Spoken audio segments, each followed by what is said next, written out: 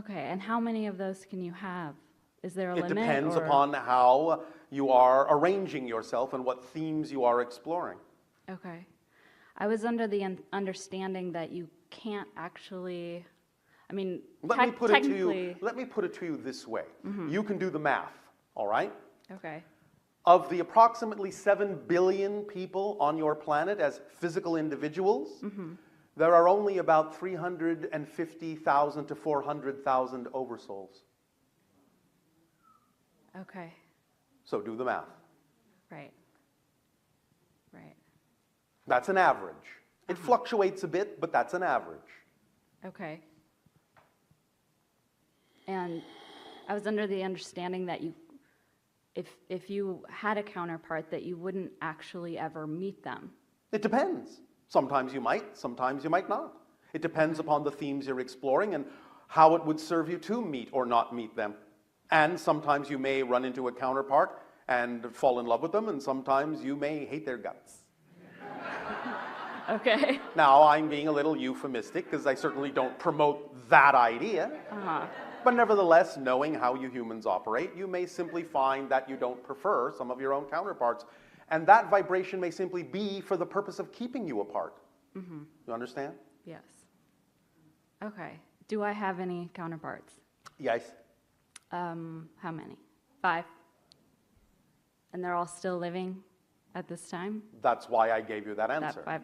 If they were not still living, they wouldn't be counterparts. I feel like I experienced one of them passing in the last year. Sometimes that happens. As you say, ships in the night. Okay. So that is in fact what that... Yes. Okay. Sometimes you will sense it, sometimes you will not. Okay. Does that help you? That does help me. Thank you. Why, thank you. I have one more question. Oh, all right. For most of my life, I have had vivid dreams, many of them with different types of UFOs. Oh, and all right. I find that the transitioning back Yes. is very difficult to physically awake. Oh, all right. And I'm... That's because your physical reality is so much more dense. Yeah. And Okay. therefore, you are attempting to insert yourself and lower your vibration again to match that physical dense reality. So it can feel a little thick, yes. Okay. Can be like trying to push through molasses, yes.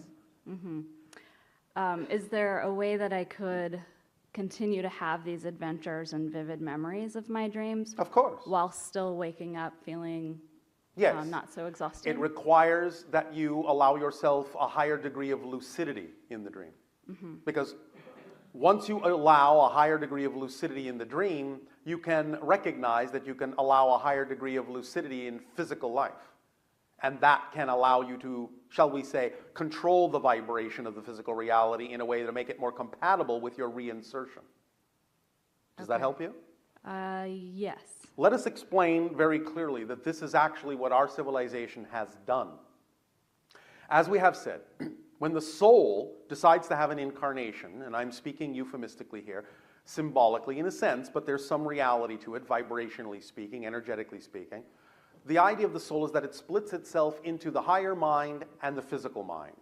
And those two together in balance, in harmony, form the whole person that will have the experience of that incarnation. The higher mind remaining non-physical to guide the physical mind in that sense, like someone standing on the mountaintop so that it can give a broad view perspective to the physical mind down in the valley so it won't fall into so many holes because it can't really see where it's going. In between the two is what we call the template level reality, the actual place where the soul and the higher mind create the blueprint, lay out the blueprint for the themes you will explore, literally construct, in a sense, the physical reality blueprint of what will manifest in your physical life. When you go into a dream state, you're going, in a sense, to the template level reality. And if you are lucid in it and understand that you're awake in the dream, then you can actually use the template level blueprint to rearrange and reorganize the physical reality that you reinsert yourself back into. So the more lucidly you are in that state, the more lucid, in a sense, you can make your physical reality, or at least more in alignment with the lucidity you're having in the dream state. And again, this is what our civilization has done, because once we allowed ourselves to understand how to become truly lucid in the dream state, we never went back. We simply, from there, altered the physical reality blueprint to become more aligned with that state of dream lucidity, and therefore we are always asleep and always awake, and that's why we never sleep. We live in the dream, and that is our reality. It's totally lucid. Does that make sense to you? That's fantastic. So the more you can gain lucidity in your dream by whatever variety of permission slips and techniques may be available to you on your planet, of which there are many, the more you'll be able to create physical reality, since physical reality is also just a dream, to become more lucid and match the vibration of the dream lucidity and create less and less and less difference between the two until they, in a sense, become one reality. Does that help you? That does help me. Pleasant dream. Thank you. And I have another question about the amount of UFOs that actually are in my dreams. Yes. Could you explain what's going on there? Please understand that there are many comings and goings and many different dimensions in which different beings are traveling in a variety of ways. Most of this is simply invisible to you, but when you expand your senses, suddenly you realize that there's all this activity going on all the time. You suddenly realize that you have, for most of your life, actually been living under an airport. It's just that you haven't been able to see the planes. Mm-hmm. Now, as you expand your senses, you suddenly realize all the traffic that actually exists in the area that you're in. Mm-hmm. Understand? Yes. So it's not necessarily that there has been more activity, there's just more awareness on your part of the activity that's always been there. Okay. Does that help? It does. Usually in the dreams, my initial reaction is excitement. Yes. And then when it comes... Followed by what? With fear. It About comes what? to me more directly after the initial viewing of it and the Yes. excitement. It comes to me directly, Yes. and then I completely freak out. Because? I What don't are you afraid know. of? I'm not sure. Yes, you are. Can't lie to us. No fibbing allowed. Of course you are. It's very easy to find out what you are afraid of by giving in to the fear, by asking the question, by magnifying and amplifying it.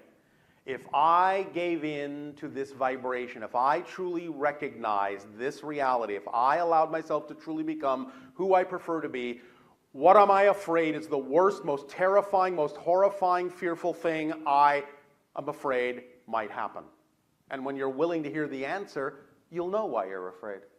Okay. But the idea is that whenever you find out what that fear is, it's not something that will ever be actually empirically true about you. It will only reveal a belief you have about yourself that can be changed. Because there is nothing to fear. The only thing, I guarantee you, the only thing you will ever discover in the unknown is more of you. Because you fill everything in your reality. Mm-hmm. It's just that there are parts of yourself you don't know yet, you haven't met yet. But you will discover them, and there's no need to fear them. Does that help? Yes. All right. Am I a hybrid? All of you are hybridized to one degree or another. That's what a human is. Remember, because there was an early, naturally evolved hominid on your planet that was genetically altered by extraterrestrial races to become Homo sapien, you're all hybridized. The branches of the original hominid that were not hybridized continue to evolve. You now know them today as Sasquatch. If you had never been hybridized, you would all be Sasquatch. That was the natural evolutionary form on Earth.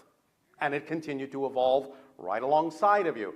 However, they evolved so closely with nature, so intuitively with nature, so in connection with nature, they can actually go from one dimension to another like walking through a door, and that's why they're hard to find.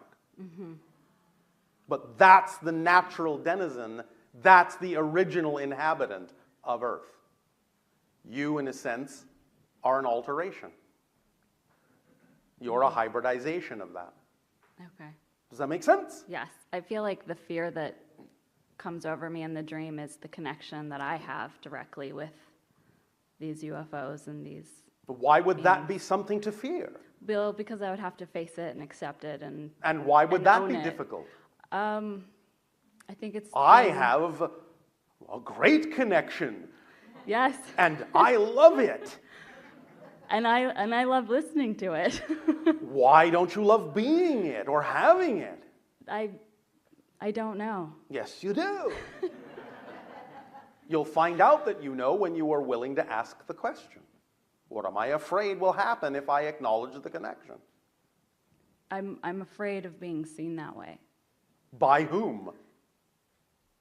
Others, the world. I don't know. Who cares? Well, right. Who cares? I agree. The to some ones that extent. would see and understand it will understand it. The ones that would see and not understand it will never understand it. So what do you care? Yes. Yes? Why are you measuring yourself against others? You have absolutely no business comparing yourself to anyone else because you are absolutely unlike anyone else. All of you are. You actually have not only no business comparing yourself to anyone else, you actually have no capability of comparing yourself to anyone else because you're all unique. Yes. I understand you have some degree of similarity, but that's it. You're never going to be exactly like anyone else. So there is absolutely nothing anyone else could say that is in any way, shape, or form relevant to you except what you believe is relevant to you. And the only reason you would be afraid of what others think is because you know that all they're doing is reflecting what you already think of yourself. So if you don't prefer the things you think of yourself, change that. And when you change what you think of yourself, you will not give a whit what other people think of you.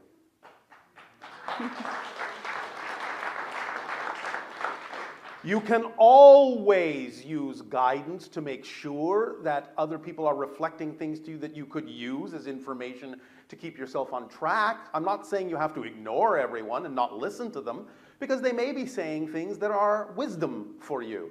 But it's up to you to decide what's true for you and what's not. Totally. Make sense?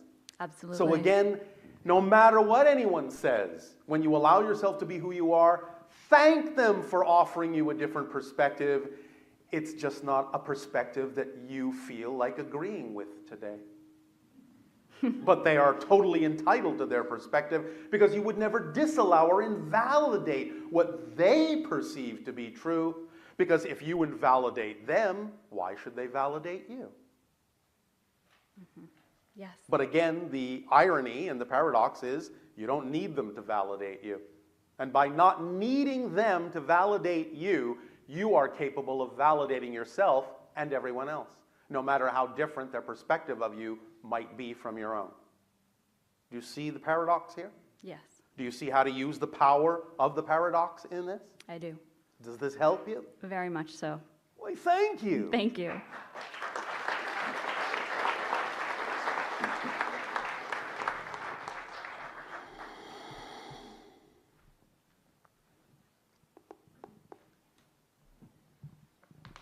Is there another person whose name?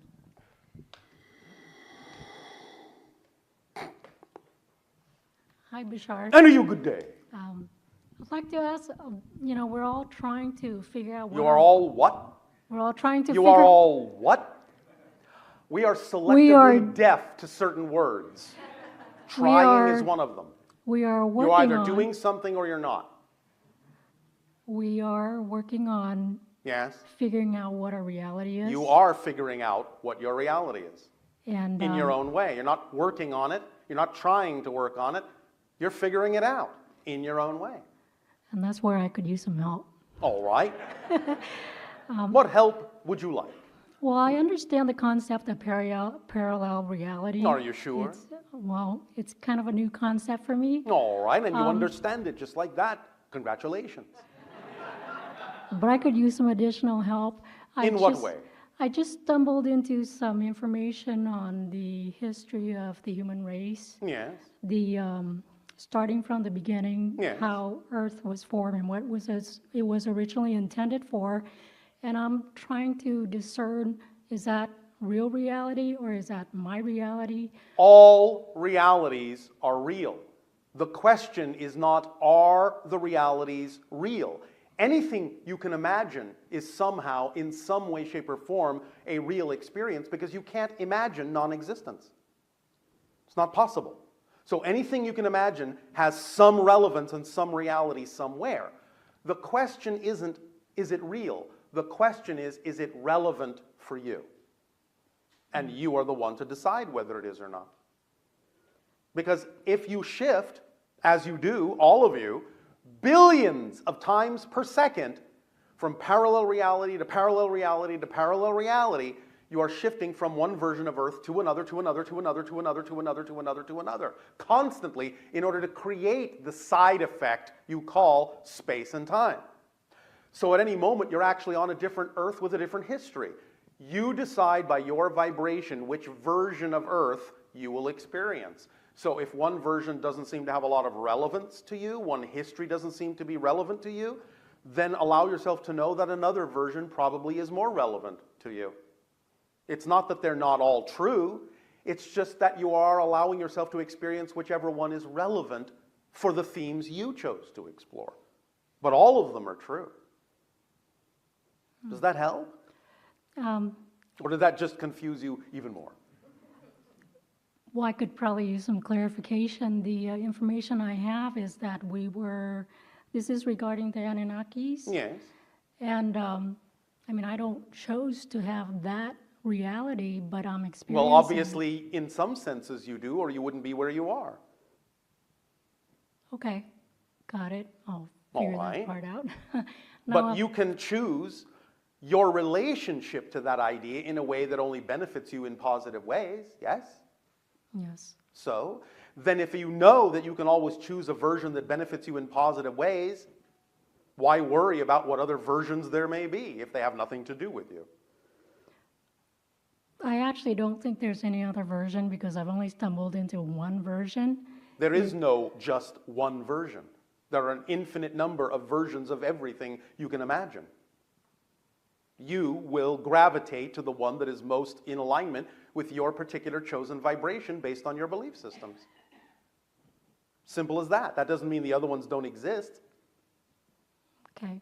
but you only experience the one at any given moment that's relevant for you, and that's why it seems like there's only one. Remember, every belief system is structured to make it seem as if no other belief is possible.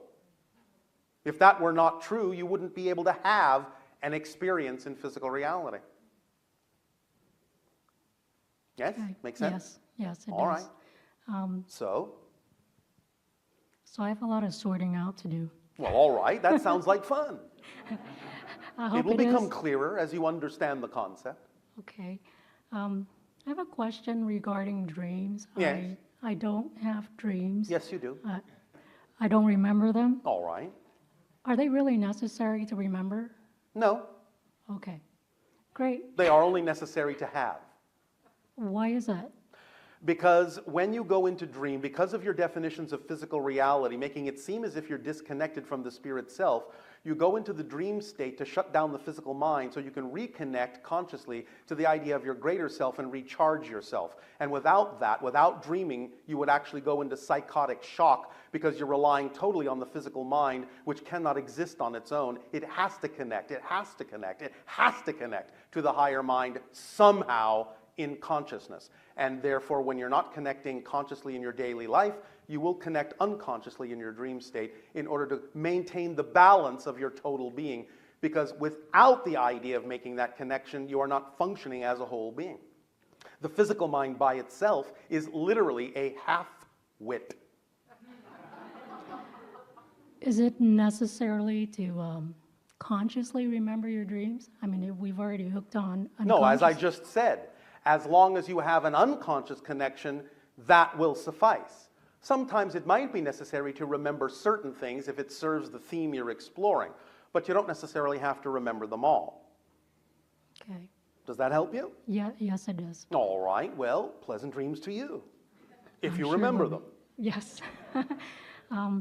And then I also wanted to find out, there's a lot of people that are trying to connect with their past lives.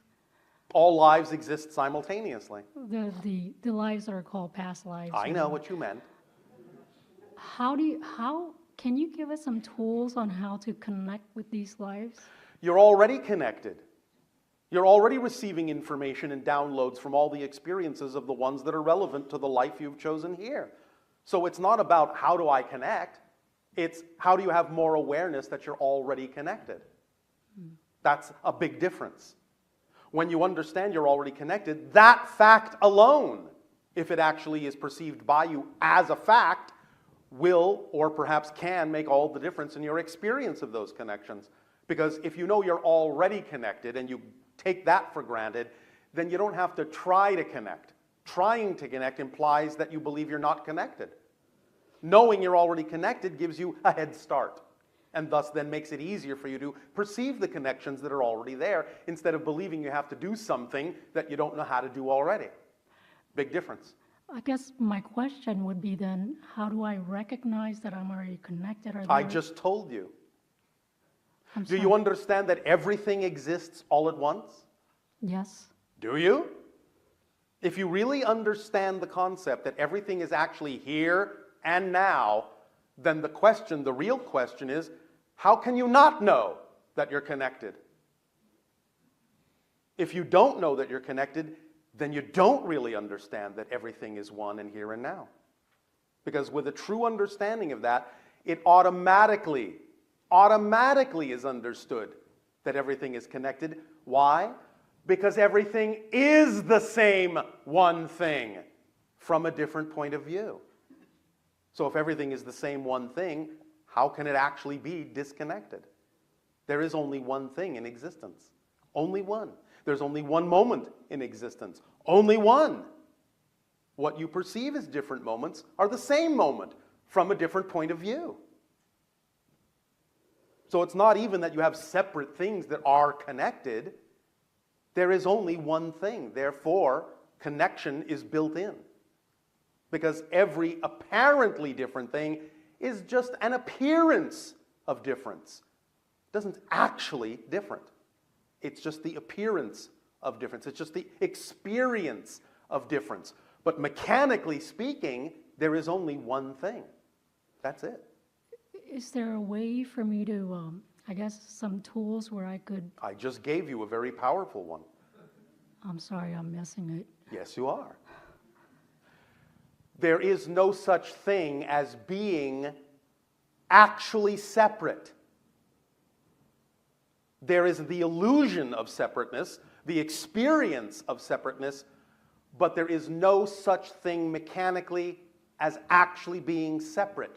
There is only one thing in existence, and that's it. And you are that thing. And you are that thing. And you are that thing. You are all the same thing from a different point of view.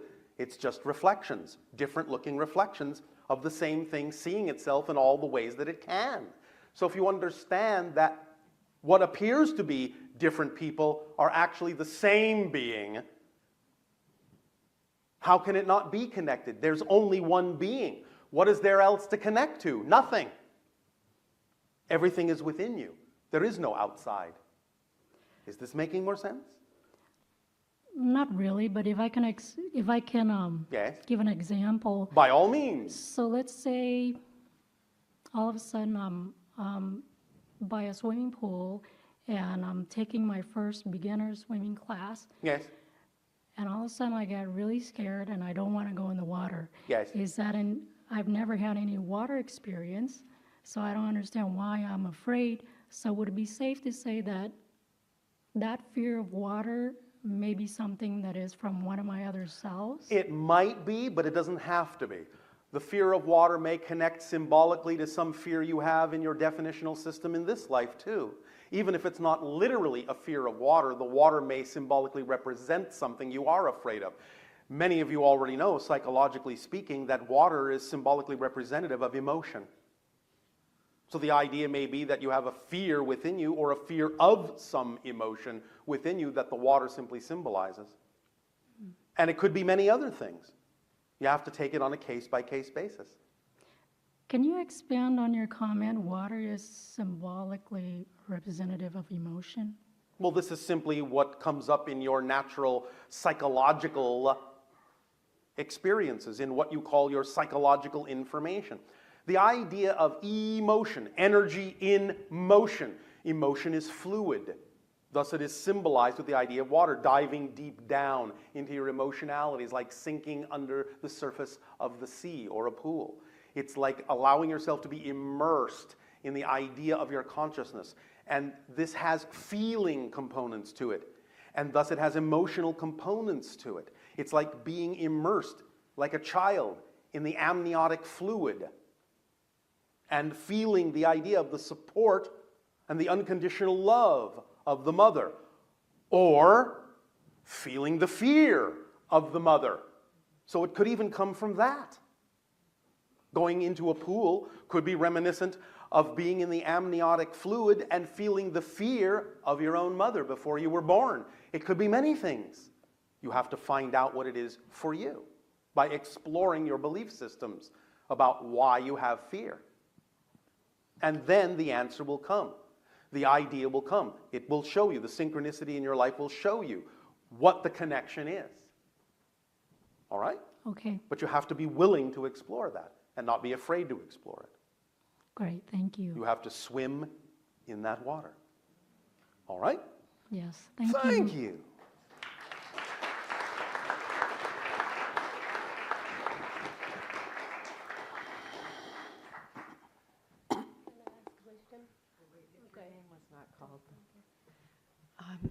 It's about 12:26. If we want, we can have another 10 or 15 minutes if you want to continue, or if you'd rather break for lunch, Tadeo. It is our perception that the majority of individuals in your chamber require sustenance. Thus then, you may take your lunch break. We will resume this transmission after your break.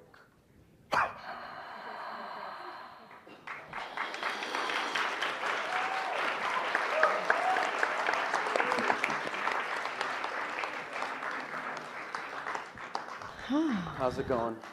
Very good. Thank you, Daryl. You're welcome.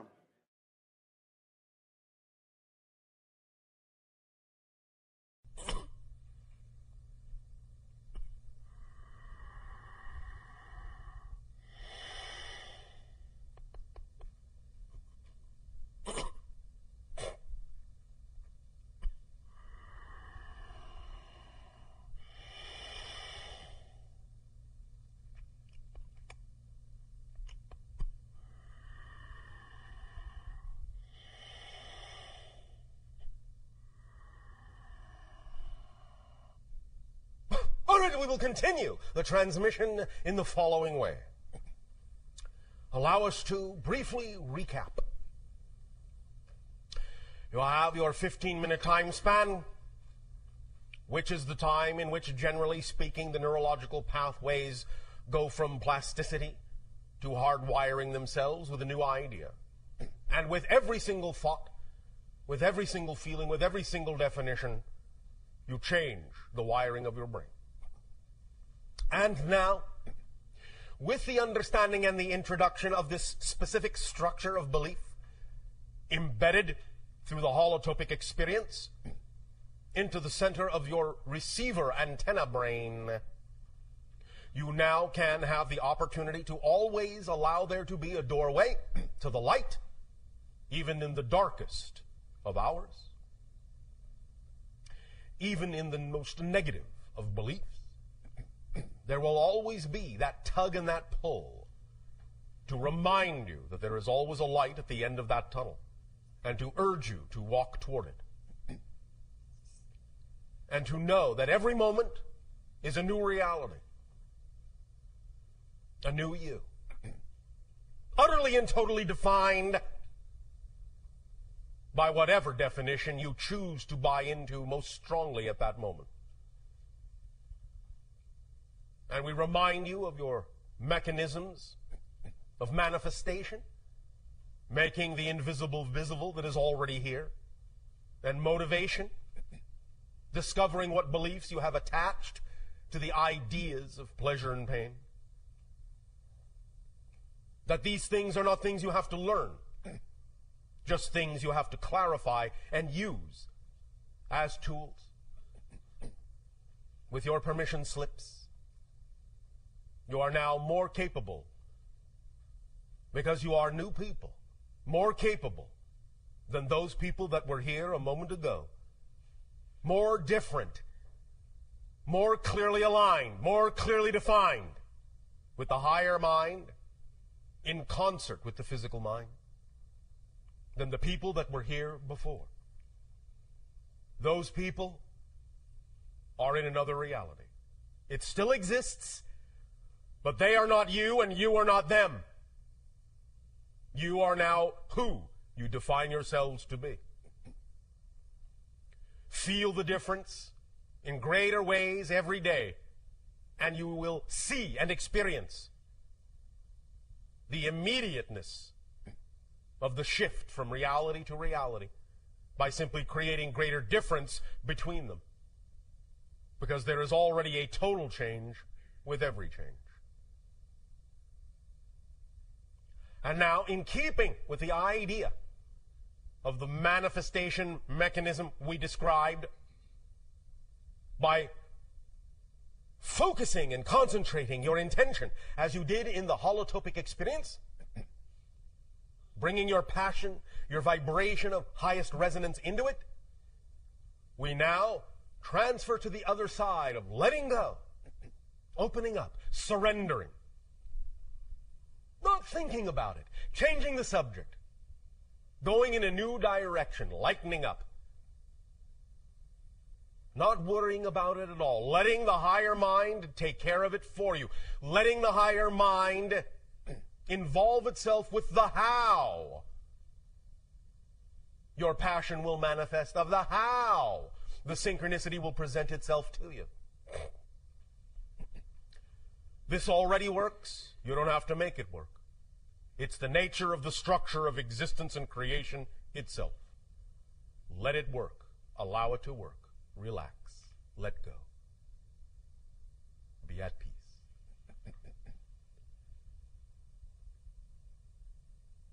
To begin changing the subject, lightening things up, we will, first and foremost, before we engage in questions, tell a story. So relax. Get comfy, as you say. If you wish, put on your ethereal pajamas. Have some astral cocoa. All right. And sit before your crackling etheric fire. Relax. Once upon a time, on my world, when I was first training to become a contact specialist, my father and my mother brought me before a group of very experienced contact specialists, 10 in all. They related to me, each and every one in his or her turn, their stories of their first contacts with other civilizations and what they learned from the experience, what they gained, how they grew, how differently they perceived the idea of creation by having experienced another facet of creation through the auspices of a completely different civilization, and how that reflected upon us and how we could look at ourselves in different ways. Throughout the course of a day, they related their stories to me and also to my counterpart, who many of you know as Anima. And as together she and I sat and listened and absorbed and imagined and visualized the scenarios that they were painting in our minds, bit by bit we realized they were also not only just telling stories, but handing over their experience energetically, allowing us to literally live emotionally, vibrationally, mentally, through those experiences, allowing us literally to taste, hear, see, touch, feel every sensation that they had experienced in those first contacts with other civilizations, priming us for the new civilizations we would encounter, such as your own.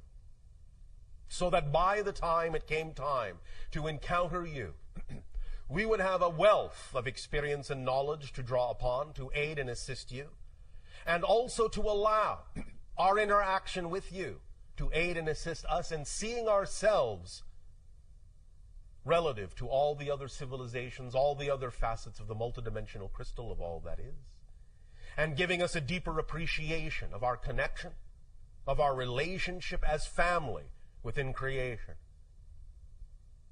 as parts of the all that is, as parts of the one, as expressions and reflections of each other.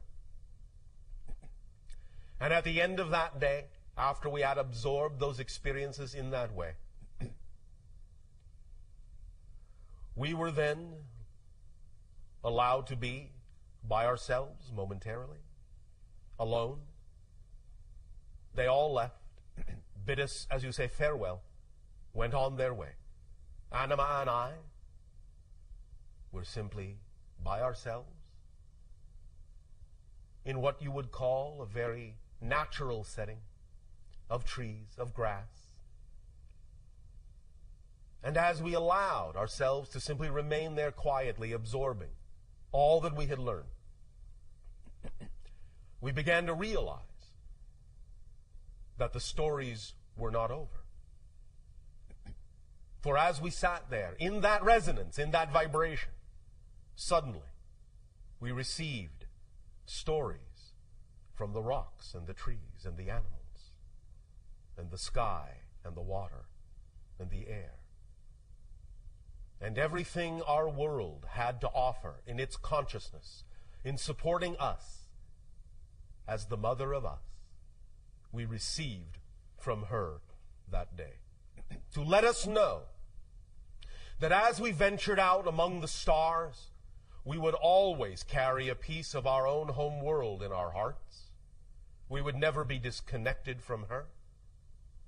And that as we make contact with other worlds, other beautiful gems in space such as yours, not only is it our personage that we present to you, but the entirety of the consciousness of our world, not just the people, but the planet and everything upon it, and everything within it, and everything that it is. So that our worlds are also communing vibrationally as we speak to you as people. Our respective planets are also speaking to each other through the timeless void of space and time. This communication is taking place on many levels, all at once, all now, and that is what we learned that day. So be it. Kenneth. Yes. Would you like to share your questions now? Yes.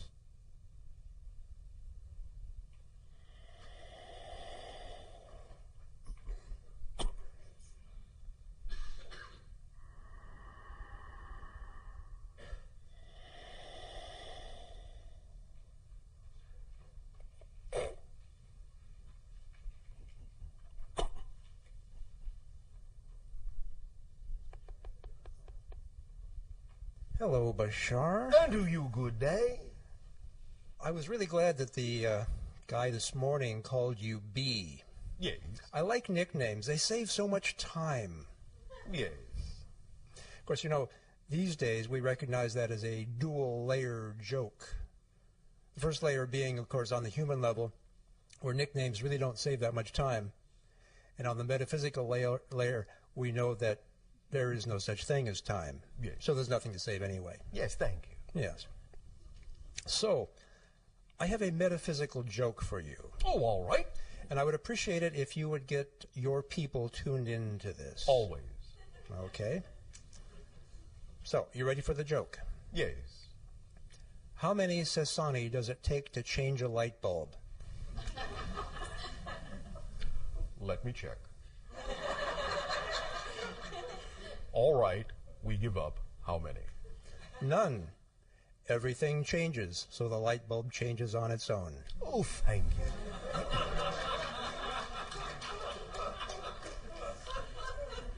Thank you also for participating in lightening up the energy so that it is easier for individuals to let go and surrender. Thank you. I appreciate your acknowledging that. At a previous channeling session, I say previous in quotes since it's all happening now anyway. Thank you. You talked about the games that you guys play on your world. Yes. And so I have a question about games. You say that your people are on average about 5 of our feet tall. Yes. So does that mean your basketball hoops are proportionately lower?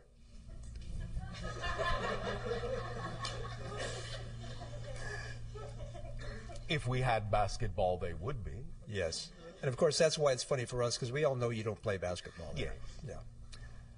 Although, not entirely true.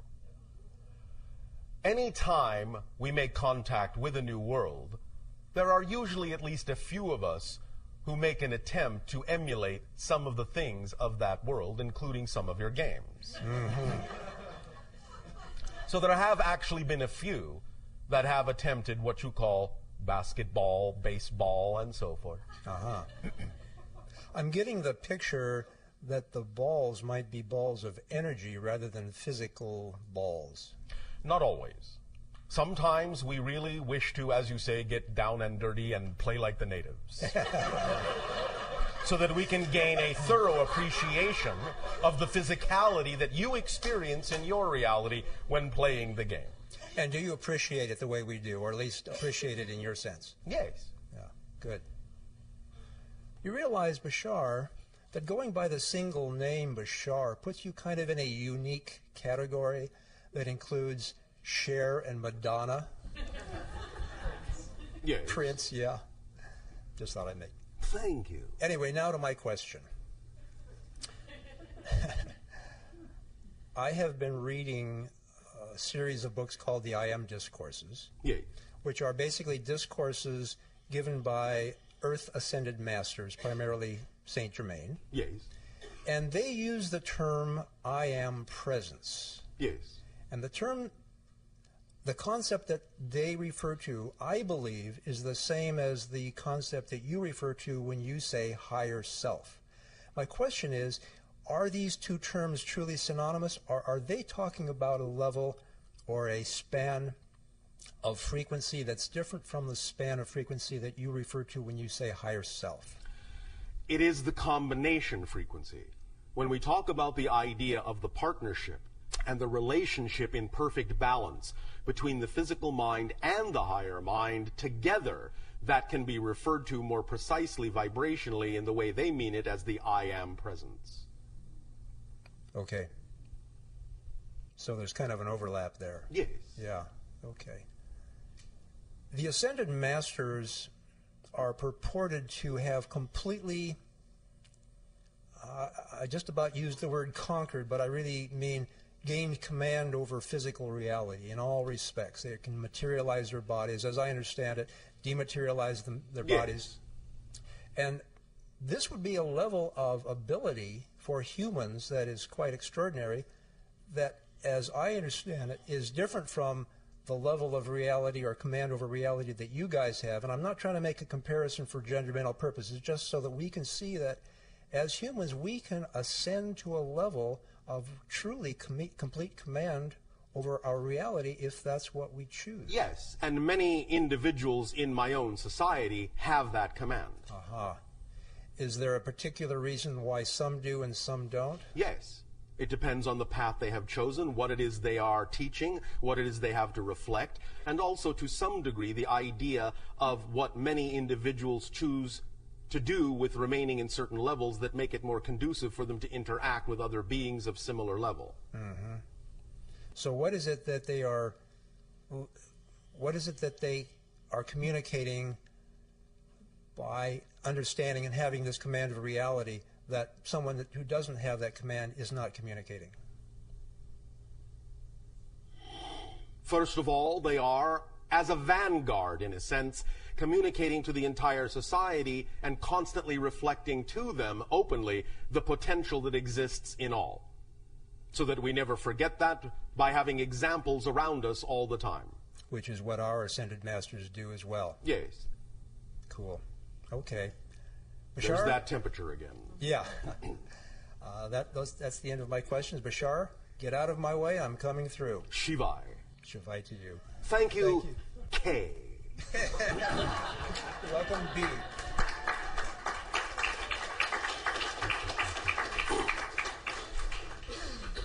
We may continue now to divert ourselves with dialogue and questions, so that we may relax and surrender and know that as we dialogue on various subjects and as we discourse in that way as friends, bit by bit, all the things that you experienced in this three-part transmission will be more and more deeply sinking in, even as you don't think about them at all.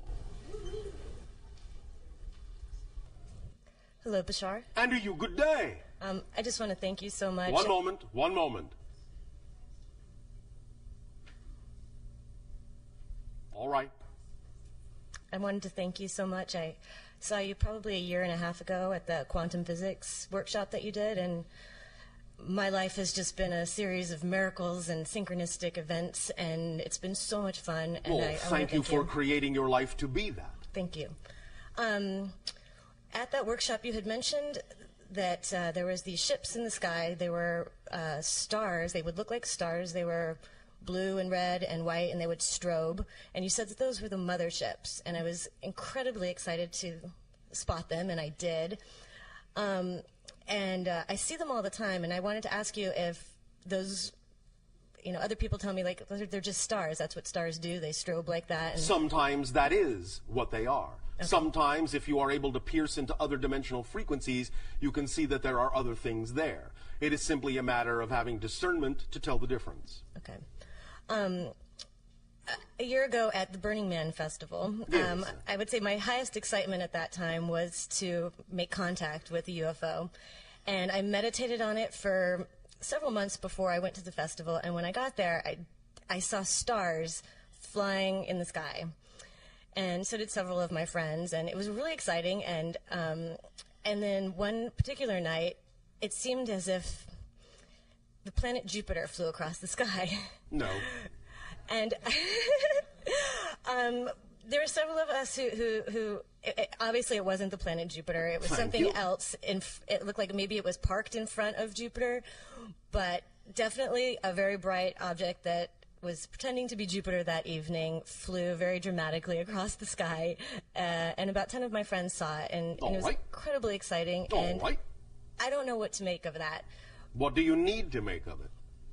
I'm curious from your perspective what it was that we actually saw and how it manifested itself in that manner.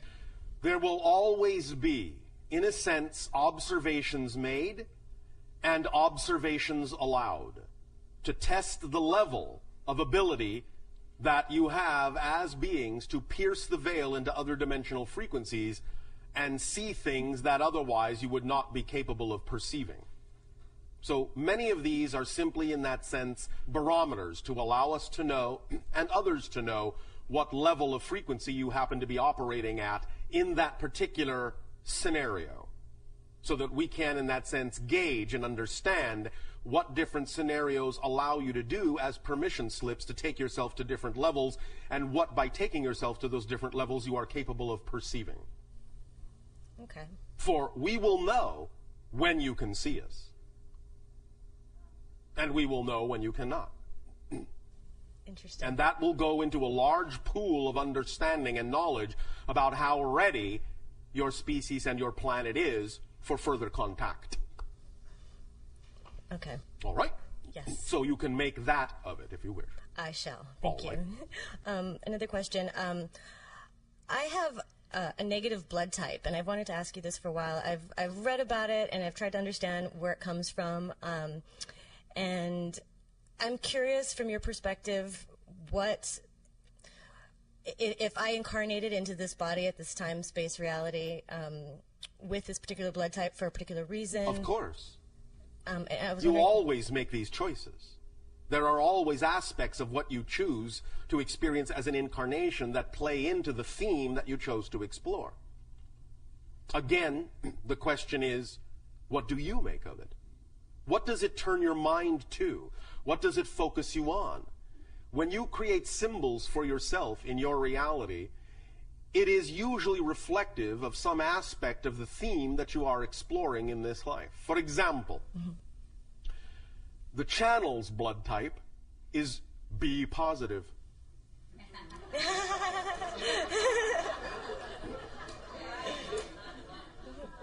Catch my drift? Yes. Does that help? Yes, no, maybe.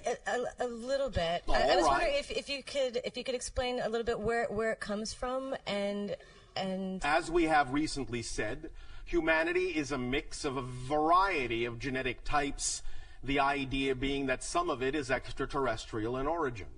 So in that you have these mixed up genetics, some of the issues of blood type are connected to that, and some of them are also representative of the indigenous stock of the hominid that evolved naturally on the planet. But at this point in time, as you call time, at this point in your evolution, at this point in your day and age, it all simply functions right now as a symbol in the sense of whatever it is that it turns your mind to most strongly is usually a reflective indication of a theme that you are exploring, and that's the way to utilize it, in our opinion, at this time. okay. All right. Yes. And I have one last question. It's a little odd question. Oh, but an it's odd something- question as opposed to an even question. Yes, well, Exactly. it's question 3. I guess that makes it odd. All right. Okay. I've been studying a lot of mythology, Yeah. and the stories are really fascinating. I can see how they're all related across, the Bible and Egypt and Yes, whatever. yes, yes. And there's a story of Samson, Yeah. and the strength was in his hair. Yes. And it got me wondering if we hold our wisdom in our hair, and Not literally. not literally, and what it is, why is there a thought form that manifests as no hair in men, and no offense to our channel, obviously. I don't have any hair either. I told you it was a strange question, but I was curious It's a why is that case-by-case basis, Why men and it in our will also culture- depend upon when the symbol appears archetypally in your history in terms of what the symbols mean to that particular culture at that particular time. It isn't always across the board for every single era and every single epoch that the symbols mean the same things or are representative of the same things. In that context, the idea really was self-image. The strength was in how he saw himself. Hair being a representation to many people on your planet of their image. Do you understand? Yes. So, it was a lesson in the idea of regardless of what you are going through, it is the image you hold of yourself that will actually carry you through. And when the hair was cut, what that is a euphemism for is somebody, in a sense, offering him a reality where he chose to accept it as a diminishment of his self-image. But once he regained his self-image, once his hair grew back, he regained his strength. But it's an issue of self-image. You follow? I do. So, the idea now, in terms of not having hair, is the idea, in a sense, that image isn't so important anymore, that it is, in that sense, the idea of being, shall we say, naked to the world. Do you understand? I do. All right. Does that help? It does. Is there a reason why in our culture right now that there's the gender difference in men and women? Why? I mean, why does that manifest in that way? Well, you are still dealing, as many civilizations do, with various issues of polarity. And the idea will continue for quite a while in your civilization, even as it still to some degree continues in ours, even though we are becoming more homogeneous and becoming less physical. There is still the expression of the polarity to some degree, because there are still themes of polarity to explore on that level in your reality. Okay. And when you say polarity, you mean hair and no hair? I'm confused. I am speaking now of what you just said about the idea of male and female. Right. But I'm saying, why is it that men in our culture tend to, it's usually not a pleasant thing when this happens to men in our culture, and I'm wondering why it manifests that way as a gender difference. Vulnerability. The males require more vulnerability. You understand? I do. Thank you. Thank you. Thank you very much.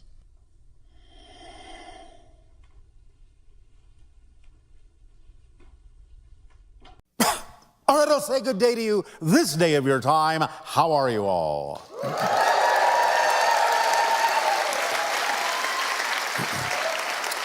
All right. All right. You're all so shy and withdrawn. Let us begin by reminding you that as it stands now, the probabilities of full disclosure and open contact are between now and your year of 2027. And to allow you to focus on the idea, as we explained in the last transmission, that the focusing on your year of 2027 is not simply a prediction, but something that allows you to focus on that energy, to focus on that probability, to navigate yourselves in that direction, and to manifest that as the highest probability that will come to pass. So it is something that you are actively involved in, creating to happen.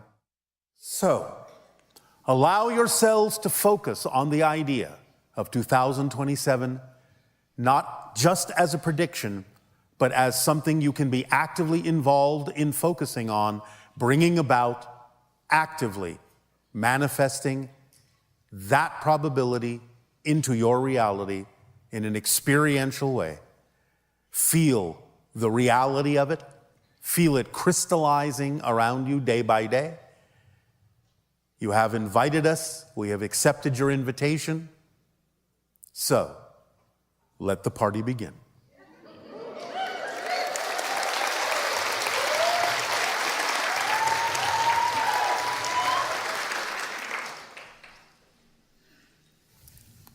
Hey, Bashar. And to you, good day. Exciting to talk to you. And you as well. So it feels unsettling to me to think that even negative expressions like violence, inconsideration, or rudeness are still God knowing itself. Everything is God knowing itself. So, everything. There are lessons in everything. It's like saying there's a stream and there's a current in the stream, and I can choose to swim upstream against the current. Does that mean the current is still not God? No. The current is part of the river. So you can choose to swim upstream against the current, or you can go with the flow, with the current. Which do you prefer? Can you learn a lesson by going upstream? Yes, you might develop stronger muscles by swimming upstream. And therefore, you will be stronger when you finally let go and flow downstream.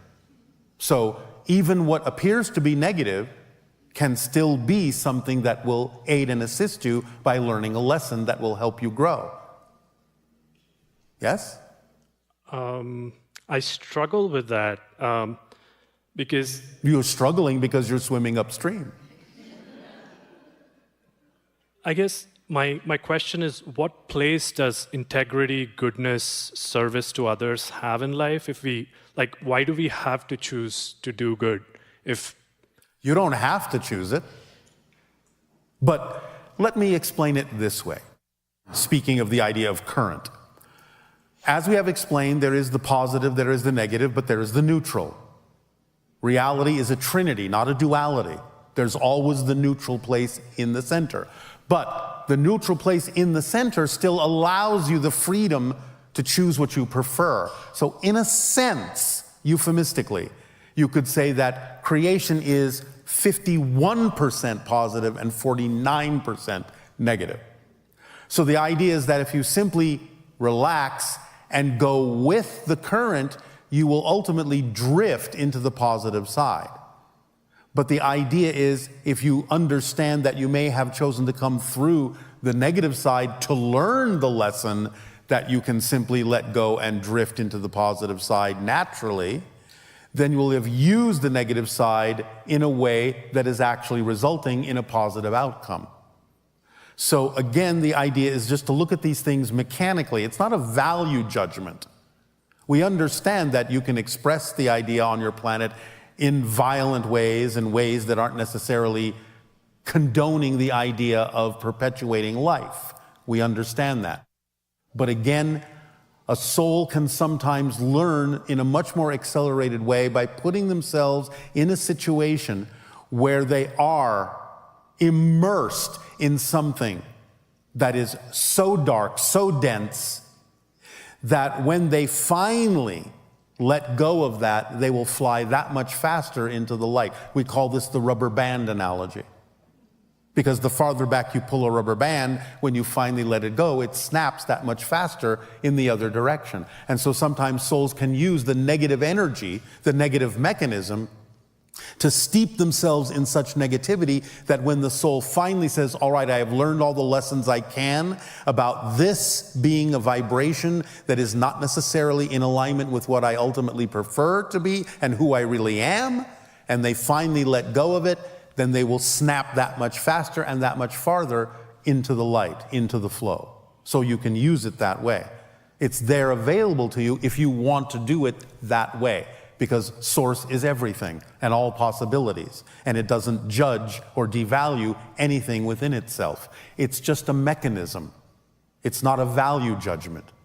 Only humans decide this is good or bad. So, Remember, you are ultimately eternal and indestructible souls. So, in a sense, it's like looking at a play on a stage and going, oh, there's the hero and there's the villain, and they're playing their parts, and they're in conflict with one another. But when the play is done, they go out and have a beer together because they're actually friends. And they're just playing a role. And without the darkness, you cannot see the light as clearly, because the darkness frames the light. so if it is all like a role play, kind of good and bad in a sense, Yes. then there's no incentive to be good in a sense. There is an incentive, and that is, as I said earlier, to actually allow yourself to feel the ease of creation in going with the flow and the current of the 51% that goes in that direction, so that you can enlighten yourself literally